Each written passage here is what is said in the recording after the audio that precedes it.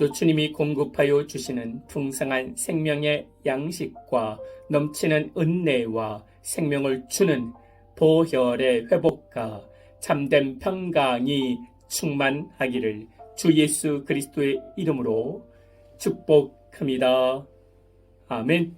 오늘 말씀은 요한복음 10장 27절 말씀입니다. 내 양은 내 음성을 들으며 나는 그들을 알며 그들은 나를 따르느니라. 아멘. 그리스도인의 기도 제목 중에 매번 올라오는 것이 무엇인지 아십니까? 그것은 하나님의 뜻을 알고 싶다는 것입니다. 하나님의 뜻이 분별하기 힘들 때도 있습니다. 그런데 정말 문제는 하나님의 뜻을 몰라서가 아니라 이미 알고 있는 명확한 하나님의 뜻을 순종하지 않는 데서 문제가 있는 것입니다. 성경의 말씀에 어려운 부분도 있습니다. 그런데 어떤 말씀은 너무 쉽고 명확한 말씀입니다.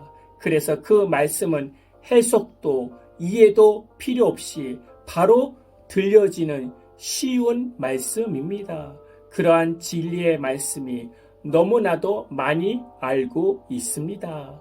우리가 모르는 하나님의 뜻을 매 순간마다 그 모르는 하나님의 뜻을 구하는 것도 중요하지만 그것보다 더 먼저 해야 되는 것은 이미 나에게 있는 내가 알고 있는 하나님의 뜻을 내가 순종하고 있는가입니다. 우리는 알려지지 아니하는 하나님의 말씀을 알고 싶어 하는데 그 전에 해야 되는 것은 이미 알고 있는 진리의 말씀을 내가 얼마만큼 순종하고 있는가입니다.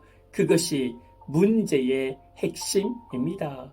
우리에게 명확하게 주어진 말씀을 먼저 순종하게 되면 나에게 지금 불완전한 잘 알려지지 아니하는 하나님의 뜻도 깨닫게 되어집니다. 말씀을 듣고 나서 듣는 것으로 끝나면 안 됩니다. 듣는 것으로 끝이 아니라 듣는 것으로 말씀의 씨앗이 뿌려진 것입니다. 말씀이 시작된 것입니다. 오늘 듣는 말씀의 성패는 이 자리에서 판가름이 나는 것이 아닙니다. 예배 드리고 나서 집으로, 회사로, 여러분의 삶의 터전으로 가는 데서 시작됩니다. 내가 은혜 받은 만큼 변화를 위한 몸부림이 있어야 합니다. 그럴 때 30배, 60배, 100배의 열매를 맺는 것입니다. 믿으십니까? 아멘.